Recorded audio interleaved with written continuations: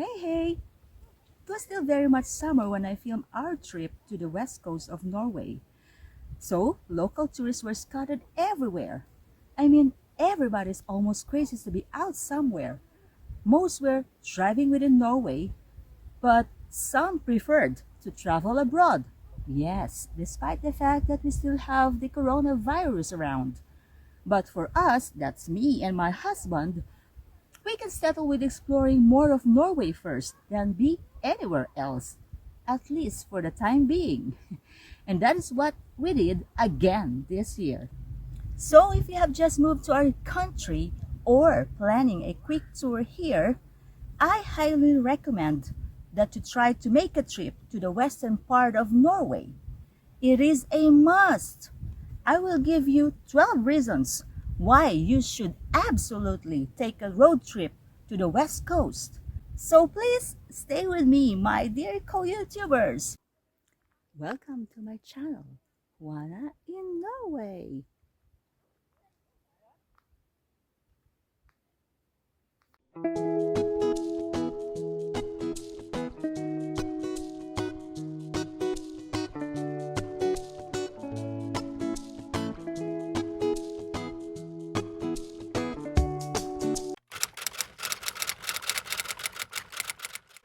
We booked our first hotel on day one of the one-week road trip in Ålesund. Oh boy, choosing Hotel Videsetter was an adventure by itself. It was driving up the mountains that have steep and narrow roads with lots of sharp swings. The family-owned hotel is closed during winter season when snow conditions are hard because it is dangerous to drive and most of the roads are closed. The hotel's location is spectacular. The view of the valley from afar is the main attraction in the main restaurant and lounge area of Videsetter. You can just imagine how many selfies have been taken there. They also have their own waterfalls nearby, which is a plus.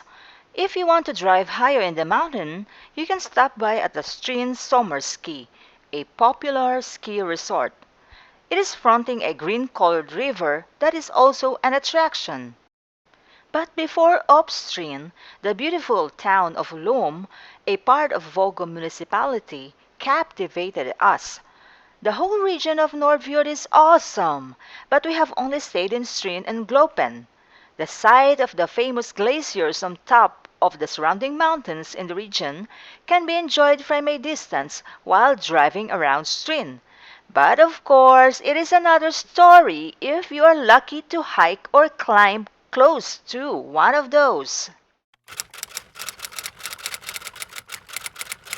Day 2 was spent in the very beautiful village of Lofoten in Stryn municipality and an overnight stay in Sandane town, which is the administrative center in Gloppen municipality. The Gloppen Hotel is very charming and has a rustic feel, but you have to walk a few meters to go to the bay area if you don't want to stay in their beautiful garden.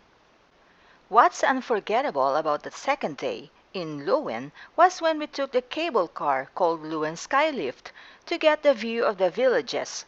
The sight from below where we bought the tickets is already beautiful, thanks to the fjord nearby. But when you are there, it is a must to take the cable car up to Mount Hoven, 1,011 meters above the Nordfjord, even when you have to wait in queue for an hour. As the cable car slowly goes up, you can already see here in the video how stunning the view is right below us. And when you get on top of the mountain, my oh my, the whole scenery is magnificent. From above, going down, it was so steep and high to look at, and our lift shook a bit.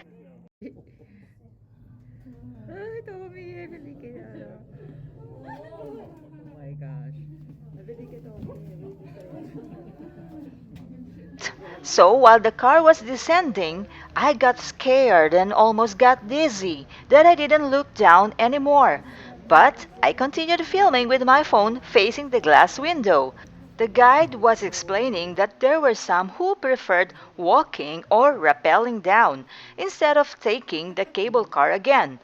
We actually saw some on one side of the mountain, but it was hard to zoom the camera on them.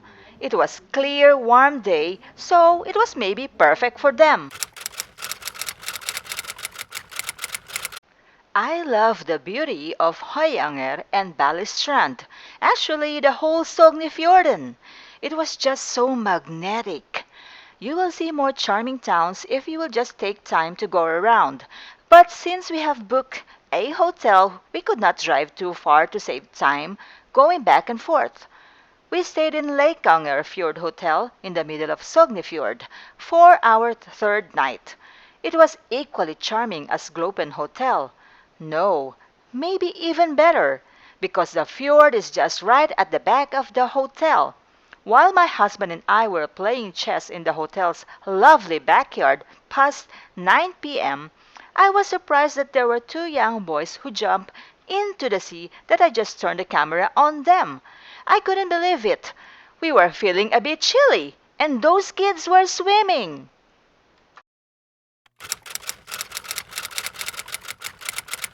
The whole Norway can give an adrenaline kick to anyone, but if we are talking about extreme sport activities, most are raving about Lofoten and the north. But the so-called action sport capital of Norway is found in the west side, the municipality of Voss. Skydiving, paragliding, longboarding, whitewater rafting, and even cliff diving are just some of the most common activities around the area. In fact, Voss proudly hosts the largest extreme sport festival in the world called Extreme Sport Vecco every year. The lake in front of Scandic Voss Hotel usually offers kayaking, canoe fishing, and stand-up paddle boarding. Beside the hotel is also a cable car service, the Voss Gondol, but the lines look shorter and the mountain not so high like when we were in the Luen Skylift, so it was not tempting to us anymore. Anyway, the good vibes in the city center were enough for us to relax that there was no need to climb another mountain. A train ride to the majestic mountains in the west is another adventure that is highly recommended. For our trip, we were able to ride two trains, one long trip and one short. The long one, which was just around 1 hour actually, was in the village of Flåm. The short trip was in Bergen, which lasted only 6 minutes. But let's talk about Flåm first. Now I know why the ride to the Flåm Railway is a must, even if the ticket price is expensive, because it is regarded as one of the most beautiful train journeys in the world.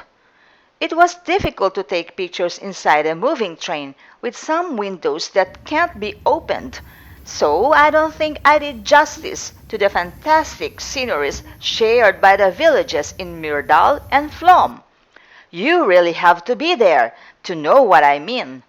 By the way, many sporty local tourists prefer to bike down back to the main station, while some try the zip line instead. I didn't read anything about the train journey, so I didn't know what to expect. Big surprise for me then to see the spectacular Flåm waterfall called Kjosfossen in one of the stopovers. The spectators were also treated with a short entertainment from the enchanting lady in red who danced for us. Amazing and mystical!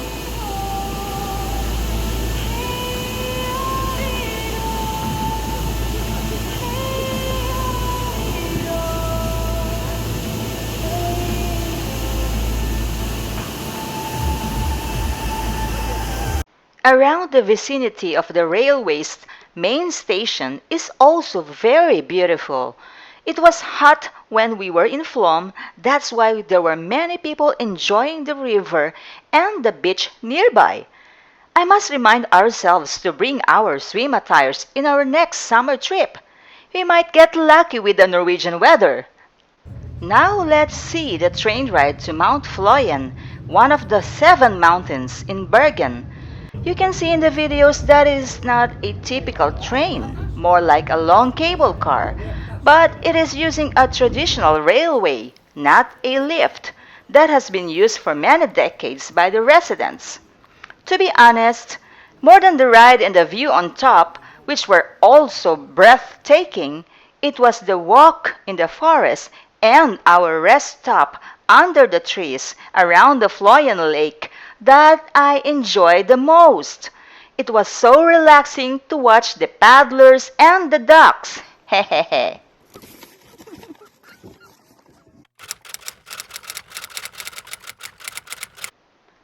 One of the simple joys when driving leisurely on small roads is you get to stop when you see something you fancy. Like when we saw this unmanned store selling local cherries called Moreller. And look at the view! The Hardanger district is well known for its fresh local fruits like cherries, plums, pears, and apples. If you happen to see a farm with store along the way, do stop by and shop. They sell jams and fruit juices too.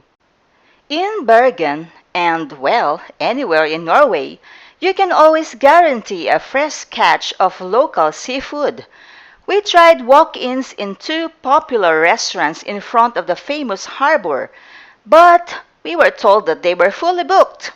The restaurants in Bergen are often full during peak season, so better find some that are hidden in alleys or near your hotel, like how we found a gem in this Italian restaurant that offered the best seafood pasta I have ever tasted so far.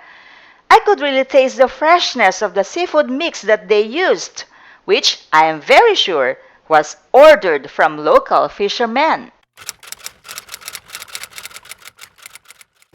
I am including here some bridges that I saw because they add structure and beauty to the overall scenery. Besides, without bridges, it will be difficult to walk or drive from one place to another, right? This small bridge is right at the heart of the center in Flåm. It was really beautiful up close. It was not just the bridge that attracted me, but the river under it and the people that were busy at that time doing water activities that leveled up to its X factor. The big bridge and one of the tourist attractions in the west of Norway is the Hardanger Bridge. It is a 2-lane suspension bridge overlooking the Fjorden, which is truly amazing. Both the bridge and the fjord, I mean. Some also walk or cycle through the bridge to avoid paying the big toll. But if you are doing road trips, it is still worth the money to cross the Hardanger Bridge for a couple of minutes.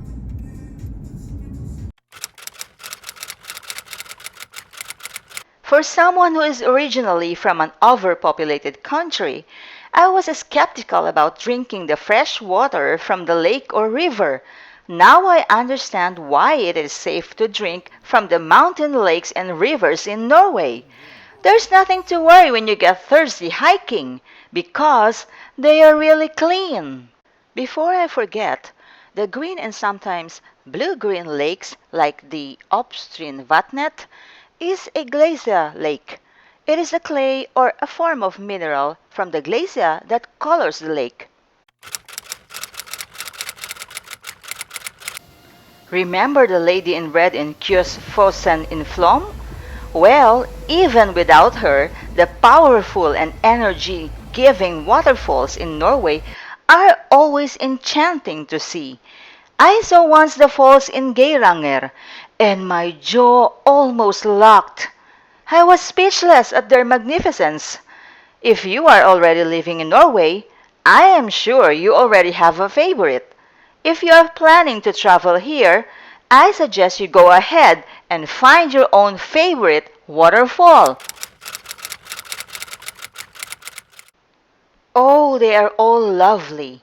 I say cute because most of them are small or medium-sized, like the mountain cabin of my husband's childhood friend in Hallingdal, which we were told is being rented out via Airbnb. There are also some who own costly big cabins and grand houses, but it doesn't matter really, as long as you have the beautiful nature and the private oasis around you. Norway has one of the best landscapes in the world, no doubt about it, be it on the flat land, on top of the mountain, between small islands, in the middle of the forest, and, of course, around the fjords. There is always, always something that will impress you. In the West Coast, I am putting my bet on Stryn, Balestrand, Lom, Leikanger, Hardanger, Hardangervidda, Ål or Hallingdal, Bergen, and my personal favorite, Myrdal and Flåm. Even if there is no midnight sun in the western part of Norway, still one can enjoy a longer daylight during summer. It means that maybe you can do several activities in a day and explore more on what the nature offers. This will surely maximize your trip. It also means more photo opportunities, even at night when the weather is nice. Isn't it wonderful? For easy reference, here is my list of the places we were able to cover for 7 nights and 8 days in the West Coast.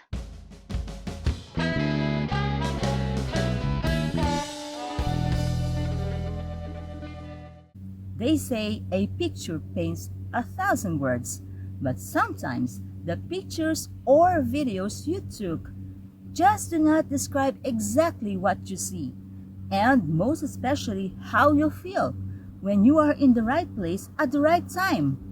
You know what I mean? So, go out there and explore! I hope you enjoyed my 7th vlog and learned a thing or two. Oh, by the way, it is also my 7th year in Norway. I left the Philippines on July 27, 2014 when I settled down with the Norwegian Viking. I also celebrated my birthday during the West Coast 1-week road trip, so it was truly memorable to me. Wait, that is more than 12 reasons for me. Thank you so much for watching. Show some love, like and subscribe.